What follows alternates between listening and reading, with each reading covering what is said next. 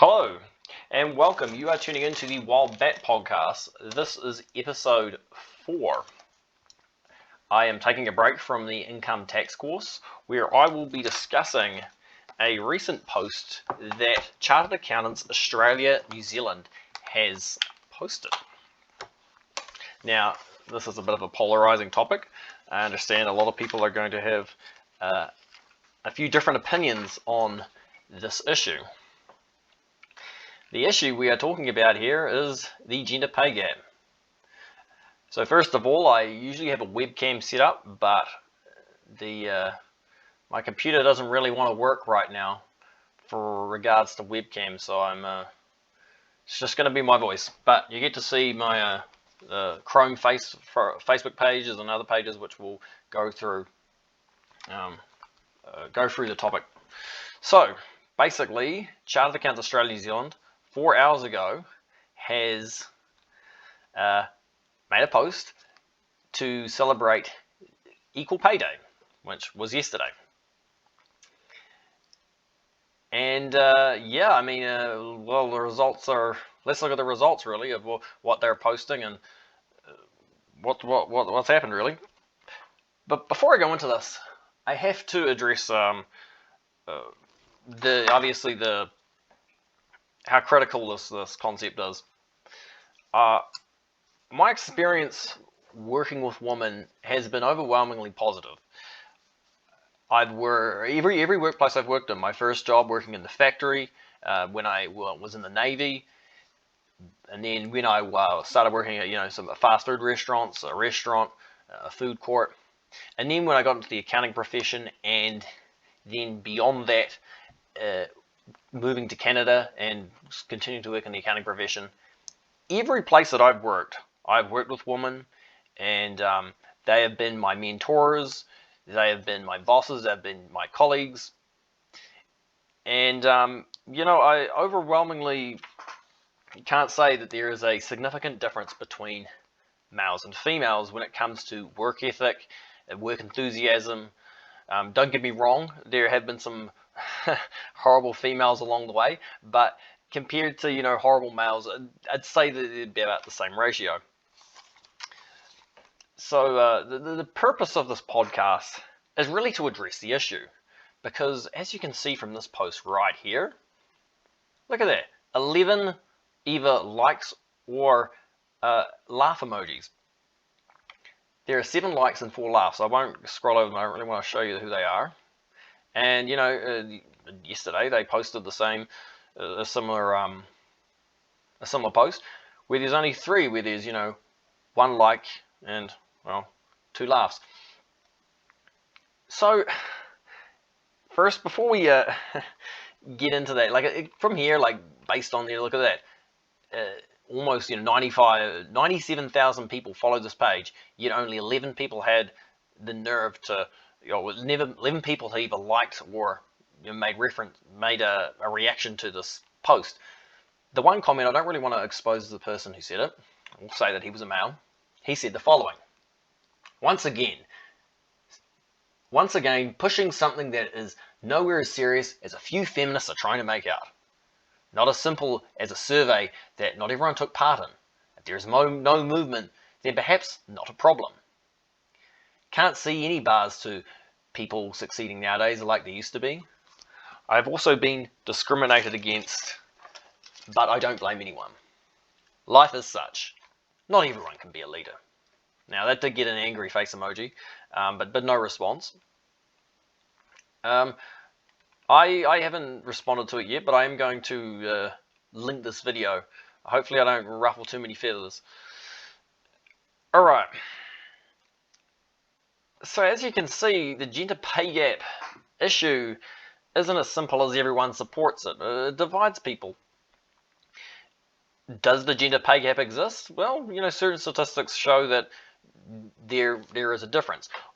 Obviously, there is a difference where men do out-earn women. Now, this isn't just isolated to accountancy. This is in most industries, especially at the top where it's a lot more. There's a lot more of a difference. The question is really, Why is there a difference? Is the difference acceptable? Is it due to the decisions that women make, or is it due to discrimination and bias by predominantly male managers? Before we really get into the nitty-gritty of the report that they're going to share, you only had, we're going to address this, 11 reactions. Now, the problem is, take it with a grain of salt. Social media, we're overloaded with social media. There's so many, there's so many posts and stuff, and then when you get something kind of political or polarizing, people just want to keep away from it. Not this guy, but most people. I mean, look at my Facebook. Don't want to get into too many details. Look, I'm doing a half marathon. 11 people. Some relationship quotes. One love. Some mountaineering stuff. Oh yeah, I got a few people liking it. It's people I don't actually know. Another mountaineering photo. This is what really kind of annoyed me though. I tried to be patriotic and share kind of an inspirational video about New Zealand athletes competing in the Olympics, and look, I got 1 like, and this guy isn't even a New Zealander. So Facebook, it's some things work, some things don't work. It's a shame that this isn't really working. I know what you're thinking, but this is Facebook. It's supposed to be about friends and stuff. Surely something on LinkedIn that'd be even better. But well, a little bit better, 12 for that one. And then I think, the one that pinned recently, 2 hours ago, two likes. But I mean, they might have improved that. Maybe we'll refresh that. I might show you a bit more. Equal payday 5. Okay, well, it was a few hours, 4 hours ago. So in 2 hours, I got 3 more likes. Now that isn't much. Unfortunately, people aren't engaging with this issue. And, the Chartered Accountancy Australia and New Zealand have done, they've created a whole research study. They're trying to promote this idea. They're trying to I mean, listen to what this lady says. Is to not only Chartered Accountants Australia and New Zealand are challenging all accounting professions and employers to not only acknowledge the gender pay gap, but to take action. Alrighty, so I guess from that I would say the agenda is maybe not really to open up the discussion, but try and achieve this. So let's break down her message. Ming Liao, I think her name was. Ming Long. Her message was, we need to acknowledge the gender pay gap. Right, let's start with this. What is this? Is there a gender pay gap between men and women? Men are getting paid more on average? Well, yeah, they are. However, is it due to discrimination and bias of male managers, or is it due to the decisions that females in their profession make? So she isn't really acknowledging it exists. Sure, it exists, but is it due to, what is it due to? And let's take action. Well, what action should we really take? Her video is only 17 seconds long, and I don't think, this is all she had to say. I think she wanted this video to kind of get viral, and people have a very short attention span. This podcast may go on for at least 30 minutes, and most people are probably going to tune out or whatever. I hope you don't. There's a lot of information here to cover, and this isn't going to be compressed into a minute or two. Trust me. All right, let's look at their. So they kind of had the links in the description of the video. They talk here a little bit about what the study had found. Now they did the survey. Now I did not, and going back to that guy who did make a comment, I looked back and I did not get an invitation to compete in any survey. So I don't know how they really chose who to include. And the thing with statistics, and my friend told me this the other day. He told me that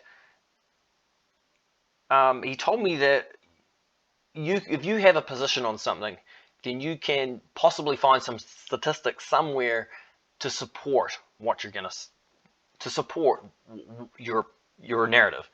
And this could be the case with some of this gender pay gap stuff, both for and against discrimination in the workplace or what have you. So this kind of summarizes the report. We are going to go into more details of the report, which is going to happen right now. Alrighty, getting back into it. I just had to kind of cut it down because the app I'm using isn't very good. Alrighty, so this is a report that they were referring to. We'll go a little bit. Alright, so as I said, they got so many people. I didn't really get to see how they created this report, how they selected these members, and as a result of that, we don't really know. There could be a bit of selection bias. There could be recall bias, and a few other. I don't know how the study was really done. Now let's just look at every component of what they're detailing here. First things first, let's look at this issue here. Okay, sure, there's a variance here. There's, females are earning this and males are earning that, which is, $50,000 difference here. But that is, even if you're a female, you are earning a lot of money. This is not minimum wage by any means. This is, you're in the highest tax bracket right here. A little bit of detail about what I was earning when I was a graduate accountant. Straight out of university, I got a job in a small firm in a small town, and my starting salary was $51,500 per annum. I was getting paid less than what I was 8 years prior when I was working in the factory in an entry-level position, which required no qualifications, no university, nothing. So, I'm not earning that now. I'm earning a lot more now that I've got a bit of experience. But, when you start out, you earn not much. And as it's kind of ridiculous, really. Like, they're kind of complaining, oh, I'm not earning, I'm not earning enough money. Well, you are. It's a ridiculous concept. But there is a difference. One of the differences here, there's bonuses and other components, which I'm assuming is going to be benefits. And this also goes into another concept, which is bonuses and achieved by meeting targets, and benefits are achieved by negotiations during getting a job or even a performance review. Now, I'm not trying to get into the whole concept of men do this and women do that.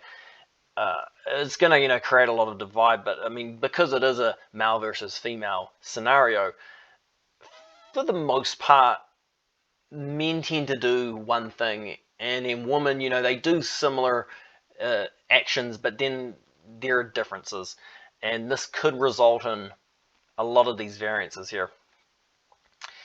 Let's move on. I believe that means temporary. Yeah, this is a really high rate. Even this is a high rate, but it really depends on who these people are. These are specialists right here, and then these are your average basic accountant, basic small business accountant. Obviously there's going to be differences, so it doesn't really tell you who these people are and who these people are. This is kind of the same story, trying to tell you, hey, men are more than women. Obviously here, regional, small towns, small cities, you're earning less than if you're in a big city. There's no surprise there. Right, looking at hours worked. Now this is really where there couldn't be enough emphasis on this point. As you can, sure, there's a difference, all right. Men that earn, As men work more, they earn even more than women. But in general, if you work more, the proportion that you're earning more than you on an hourly basis, more than you're earning, is it's not proportional. So like right here, this individual, this man in Australia is earning by working 10 hours more, he is increased his salary 50%. So a 25% increase in his hours that he works results in a 50% increase in salary. Now I have an experience with this. When I completed my chartered accountancy program back in New Zealand, I completed my education, and then I also completed my work experience. I really knuckled down on my career. I started working a lot more. I went from working 35 hours a week to working 45 hours a week. During that time, I was able to put my hand up for more work. I was able to, take on more tasks. I was able to meet my deadlines in a more efficient manner. Because of all of this, I became a better worker, and I did, even I worked a little bit more, which resulted in a substantially more increase in value. And this couldn't be said enough. This is what this really tells me. Another thing that this graph fails to display is how many people are in these groups. I mean, it's not 33%, 33%, 33%. It's more than likely, the men here, there's 50% of men in this group, there's 30% of men in this group, and then the remaining 20% are in this group. Where the female group, it's more than likely, 60% here, 30% here, and then 10% here only. So, there's more female workers or female accountants in this less than 40 group earning this amount. Something to consider, but we don't know. I don't know the breakdown of this data. Oh, this is interesting. They don't really go into detail here, but as a junior accountant, the females are out earning the males, and as a senior accountant, the females are out earning the males even again, and then the narrative trend occurs. There's another thing with this. You don't really I know what they're trying to do here. They're trying to split it up and say, hey, it doesn't matter if women are, it's not just women are in these lower categories. There are women in the CFO and the partner categories. However, just because there might be a female CFO here, you don't really know the size of the company she's working at, and you don't know the size of the company the male CFO is working at. So it could be a small company versus a big company, which is going to have an impact on on wages as well. Let's move on. Right now, they get into the qualitative aspects of their research. Do you believe there's a gender pay gap? Well, it really depends again on how you define it. Is it just, does one exist? Well, obviously, duh. You look at the basic stats, you're going to find that men out earning women. But is it because men are taking these bigger positions? Is it because they're working more? Is it because they're not taking breaks? Well, there is, but it's because of these other factors that women are making different decisions compared to men. So I mean, yes, but there's a reason, or yes, but it's because of discrimination. Well, so it's kind of ambiguous. Most common reasons are, I'm going to plug this laptop in quickly. Right, most common reasons they believe is responsibilities to family and children. Yeah, women tend to take on this role. Generally speaking, and I'll talk about this more later in the podcast, but women tend to, when children get involved in a relationship, it's the woman who, has to take time off to look after the kids, and the man generally takes the role as being more of the breadwinner. And hence the reason why women take time off and then men opt for senior positions. All right. Now, in the more qualitative scenarios here, should men be compensated equally for experience levels? Well, it really depends on how they define similar work and experience levels. If it's just experience by years, it's not a good metric. I know someone who, at the time, she only had 7 years worth of experience, and comparing her to my other colleagues in the firm who had 20, 30, 40 years experience, she was blowing them out of the water. She could not only do the same job they were doing, but she was also putting her hand up to take care of one of the accounting systems and learn more and have more client engagement. So who do you want as your accountant? Who's the one who's going to be more valuable to the firm and get the pay rises? It's probably going to be the former, being the one that is putting her hand up, rather than the one that's just has lots of years of experience. Pay equity. So for those of you who don't know, equity means equality of outcome rather than equality, which means equality of opportunity. So this means, in a very, far out view, that if we had perfect equity in society, a gas station clerk should get paid the exact same amount as a petroleum engineer, which is ridiculous. I believe I'm fairly compensated. Yeah, well, that's just perception, really. Again, with the years, you don't know what makes up this group here. It could be a person who's just got her CPA and then just done basic accounts in a small business scenario year after year after year, and racked it up for 21 years or more. Where the male here may have climbed the ladder, signed up for different tasks, signed up for consulting, maybe even taken a partner role in the firm or a management role.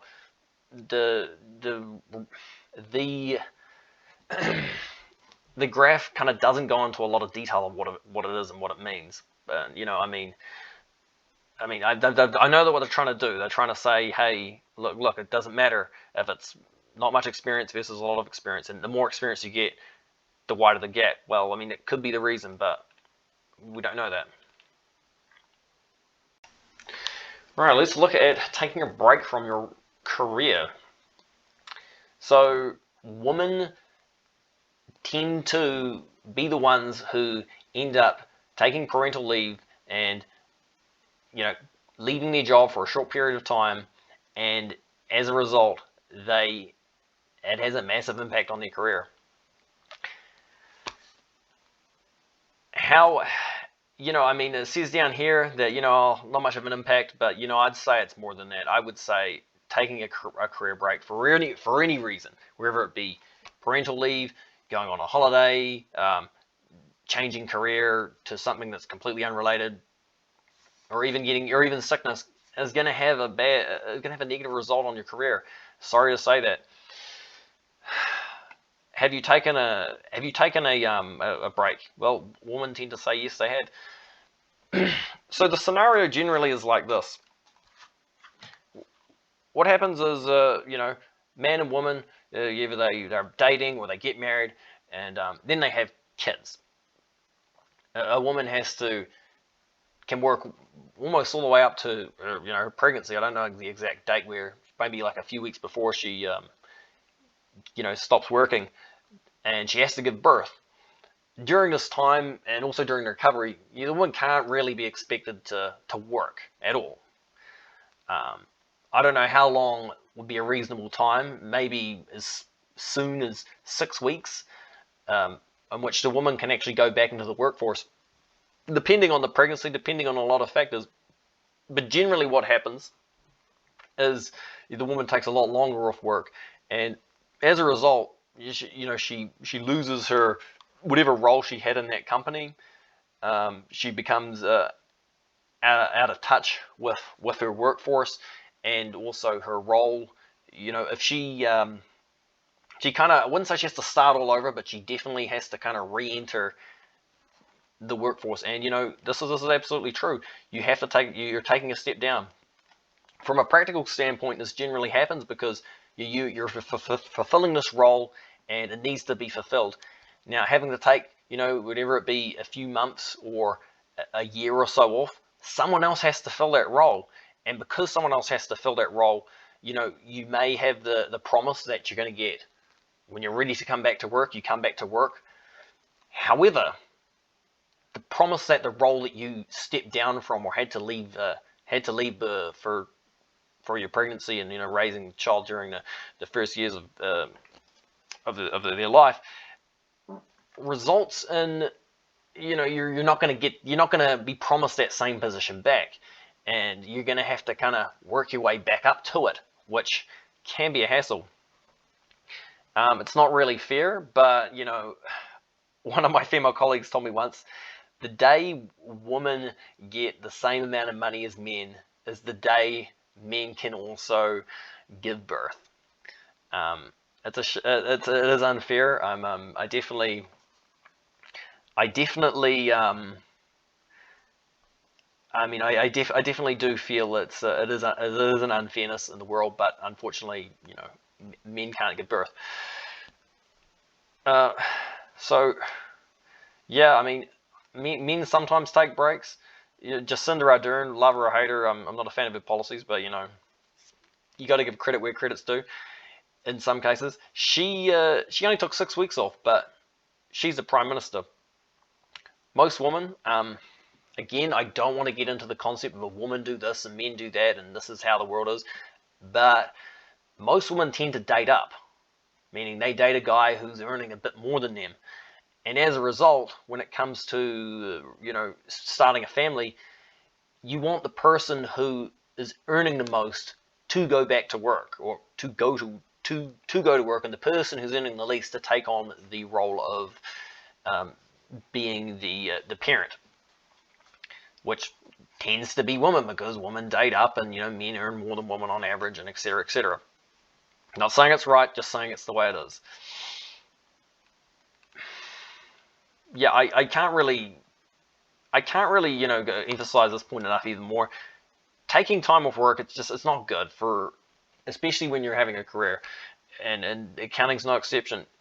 You lose sight of how things are getting done. You lose track of any improvements in technology or legislation, or methods of how the role progresses. And as a result, it's going to hurt. If you have multiple kids, also as well as if you have multiple kids and there's multiple career breaks, also what tends to happen with parental leave is that a woman will take 6 to 12 months off, but then after that she works part-time. She's not able to work, going back to this one right here, 50 to 51 hours a week. Now the husband or the father, he's not necessarily needed at home. In fact, you're probably better off he working 51 hours a week, because he gets the $300,000. That's a lot of money. I don't know who. I don't. Yeah, I have clients who earn that much money, but I definitely am not in that bracket yet. Hopefully one day. All right. So then they asked. I'm assuming here they asked people, what do you think would help? What do you think the solution would be? It's definitely not choose one solution, because this adds up to well more than 100%. Now this is I don't know, these people who participated in the study. I don't know who they were. They said but here's the thing as well. 24% said this would work. That means 76% said this either wouldn't work or they didn't have any faith in it. Pay transparency. Every place that I've worked at, we have never discussed what we earned. It's always been a taboo subject. And just because Bob is earning more, like the reason Bob might be earning more than Karen like even though they might be doing the same job, there might be different reasons. It's sometimes not super obvious. Bob, for example, might be working on more real estate ventures, and he has more interaction with the clients. Where Karen, she just wants to do investments, and she's not really interested in doing anything too complicated, and doesn't work on projects a lot. So there's a lot of just because there might be transparency, which could result in a more figuring out what people are earning, but I mean it generally wouldn't happen. It could create a lot of drama as well. When I talk about pay gap analysis, a lot of the stuff is kind of repetitive, I'd say, trying to figure out if men, comparing what men earn and women earn in the organization, and see if there's a variance. But there are a lot of variables, and just because there's a correlation doesn't mean there's a causation. There could be other factors that go into this, and if you really broke everything down, you might still be missing something, which could result in it. And this is one of the criticisms against the gender pay gap, is that maybe they're not looking at the actual cause, they're looking at the causation. They're looking at the correlation, not the causation, and the causation is probably looking them dead in the eye, but they just want to look at the correlation because it fits a narrative. Yeah, I mean, when they looking at all this stuff, I don't know. But here's the thing as well. When it comes to this type of concept, I mean, the problem is that another criticism with the gender pay gap focus is that you're taking it away from the operations of the company. A lot of companies, they're not trying to save the world. They're just trying to make do. They're trying to make their shareholders happy. They're trying to make sure everyone that's working for them is paid and fairly. And they're not trying to create drama. They're not trying to make people, not trying to pay people and discriminate. But some of it may, an inequality may happen, or sorry, an inequity may happen, but it doesn't mean it's an inequality. Yeah, again, a lot of the stuff, like it could take away from the actual operations of the firm.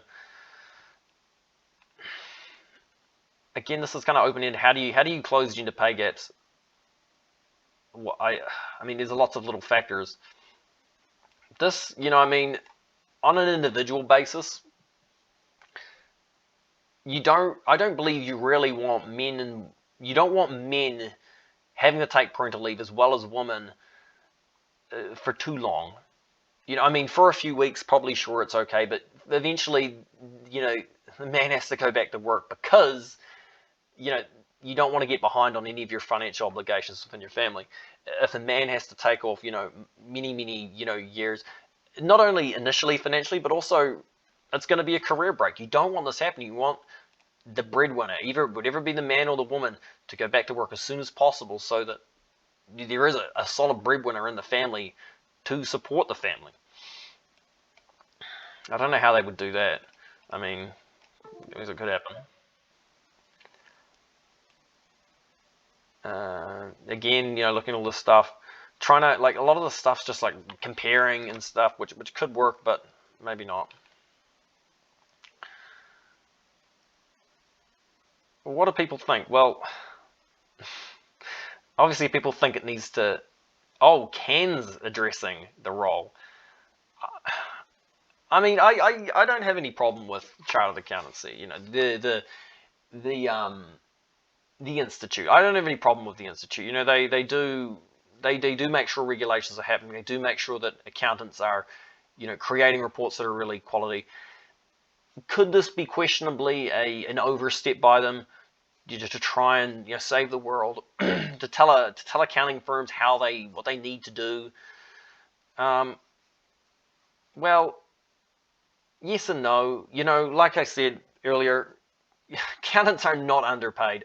Look at that. I'm going to go back to that because that is ridiculous. That is not that is a healthy wage. I'm sorry. I know that people think, that's low compared to that. Yeah, it is low compared to that, but that's not low. It's like trying to complain. I don't know if I should take my. I had to settle to I had to drive my Porsche out where my Lamborghini was in the shop. How hard is my life? It's not that bad. I don't know. Maybe the problem with it, as well as addressing a lot of this stuff, is sometimes it's when corporations or institutes or organizations address these issues, it's kind of seen as, well, they're just trying to be woke. They're just trying to, sound good. But really, maybe they have, their focus should be on regulations. Their focus should be on supporting accounting firms and not trying to, push an agenda. If firms want to take consideration of this, if firms want to do some of the stuff, feel free to. If you want to, employ people who are going to be woke and stuff, you're allowed to do whatever you want. But should it be up to the cans to do this? I would argue maybe not. Whatever factors, I think this is what people consider as important and what they consider beyond remuneration. And, on that point, I would have to say that money's not everything. Having a good work-life balance, especially if you're, a parent who's juggling a career and trying to raise children, having to sacrifice a little bit of your career to raise your children isn't the worst thing you could do. Having a good boss is important, and doing meaningful work. Yeah, I mean, these are kind of, I don't know how these are really related to the gender pay gap, but I mean, I guess it could be in some way. All right, the next part I want to look into is a few months ago, actually, the CAANZ posted this on LinkedIn, and it got shared a few times. It was reported by stuff. Now, again, look, dismal responses. I actually saw this and I kind of reposted this and stuff. So this is what I said back then, and I still stand besides what I said. Again, this may result in a disparity. I may have missed something. Like I said, there may be discrimination in some cases, but I believe this may result in the majority of the disparity in the gender pay gap. This is before I got to see this fancy report.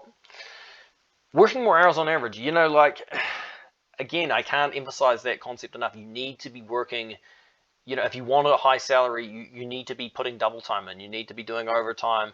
You need to be, working late. It's especially if you're in a CEO or a senior position, you gotta set a good you gotta set a good example for the rest of your team, but you also gotta look good. As a result, you have to be, men are more than likely working more hours than women on average, for the reasons of women tend to have the motherhood duties, where men's father duties aren't as consuming. Not taking career breaks for a reason. Men don't really take career breaks. I've a 2-week break has been the most I've ever taken since I've started being an accountant. And I'm a workaholic, and the reason I don't want to take a break is I kind of worried that if I take a break, I'll be out of touch of the industry. I'll lose. I don't want to be unemployed. I don't understand people being unemployed. It's just the way it is. So I don't, and as a result, I can't say I'm a high earner, but I definitely don't think taking a career break is gonna help that situation. Yeah, like I said, they constantly compare women who are managers compared to men who are managers, and say, oh, well, they're both managing a team. But if you're managing a big team or a complicated team and project, you're gonna get paid more, and it's gonna be more rewarding than if you manage a small, easy, basic team. So it's another factor to consider. Focus on work and productivity. Now, back to this, corporations and that focus on woke stuff, whether it be Black Lives Matter or, I don't know, making gender equality an enormous priority. It pulls it away. Like, there's nothing wrong with doing that. There's nothing evil about it, but it pulls it away from the actual operation of the company or the firm, whatever it may be. It doesn't matter if your accounting firm is trying to be progressive and woke. I mean, it's not going to result in more or less taxes. It could possibly be the result that your files are going to be late, or because their focus is not on doing the work, but rather doing other stuff that isn't super related to creating, to finishing jobs. And, men tend to just kind of knuckle down and do the work, where women are kind of focusing on feminism and stuff, which isn't a bad thing, but it is moving away from the productivity. More likely to shift from the status quo. Yeah, I guess, I mean, not trying to say women do one thing and men do another, because there are exceptions, but, the people who if you want to, earn more money, get more opportunity, you'll move for it. You'll go to a place, you'll do a dangerous job if necessary in order to get that opportunity. But if you settle for a 9 to 5, day after day, same thing, consistency, it may not result in the money. You may not get rewarded. You're not going to get rewarded the same as if you took a risk. Now, the last one, I'm not saying this is good, inherently good. This is inherently bad. And I do believe this is true. Men are more likely to undertake risky or even unethical, and perhaps even illegal engagements in order to pursue profit. Am I saying that women have a more of a moral stance? Possibly, but accountants face this dilemma quite often, where their client will want something a certain way, and it may be unethical, it may be wrong or incorrect or even illegal. And if you say no, then you don't get paid. If you say yes, you get paid. I think a lot of men are more than willing to roll the dice. It's not a good thing at all. Not a good thing. I definitely don't like doing it. I got this wrong. They didn't look at just one variable. They looked at other things. But again, how they compared it, if they broke everything down and they said, women, I did see a general pay gap stat once that stated that although women are earning 70% of what men earn, if you factored in how much they worked, their experience level, all these other factors, it actually results in them being paid the same. Now, I mean, I know the studies tried to do that, but as I said, it's kind of ambiguous where all these parts really fit in, and I think they're kind of missing the point. Okay, I get it. You've broken it apart and you're still trying to find these correlations that does seem to exist, but I think there's more to it than that. Again, I think they should still study this more. I believe they need to find this causation element. At the moment, is the causation element that they're trying to portray is it's just sexism, it's just discrimination. I believe there's more to it than that. So on that very note, I would like to kind of conclude this podcast. I suppose it's been, wow, almost 40 minutes. All right, if you're still with me, congratulations. You have a good attention span. So from my experience working with women and especially when it comes to money, what women don't tend to do, and this is only a few scenarios where I have talked to women about this who are in my degrees, they don't ask for a pay rise. And because they don't ask for a pay rise, they don't get it. And then they complain, I don't get paid enough. It's a lot of managers, in this case it was male managers, but it could be female managers very easily as well, is that you only get a pay rise if you ask for it. And, if you don't, even if it's expected, they're going to play blissfully ignorant. They're going to be like, I had no idea you wanted a pay rise. What do you mean? I thought you were happy with your, low salary. It's not fair, but unfortunately, it's just the way it is. I've successfully asked for a pay rise on 2 occasions. On one occasion, I think I asked for $18,000 increase, and another occasion I asked for $20,000 increase. And on both of those occasions, I got $10,000 increase. So, I mean, it wasn't quite what I wanted, but, I did a bit of negotiation.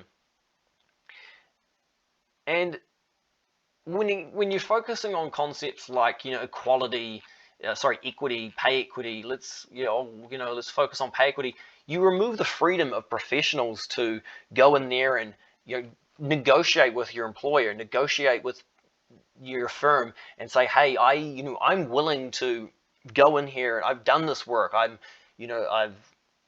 done this work. I'm doing this job better. I've undertaken this role. I deserve a pay rise. My market rate is this.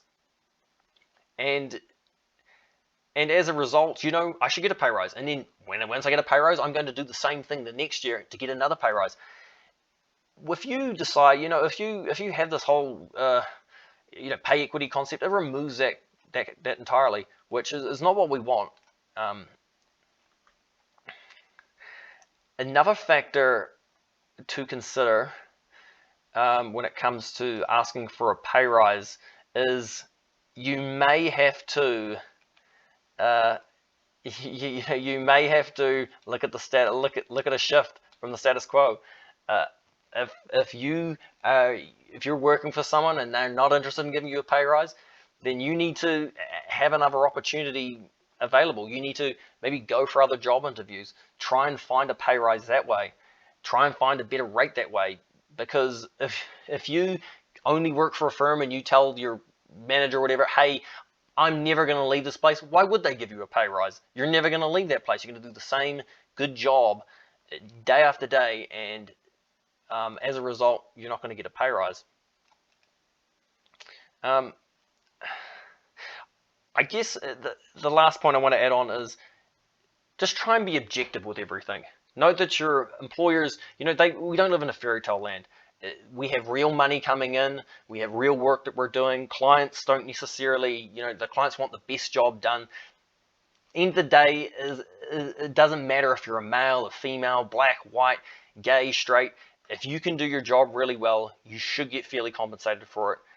If you are the result of discrimination, you definitely need to take steps to address that if you believe it's happening to you. If you're getting bullied, definitely take actions against that. Talk to other colleagues, see how things go.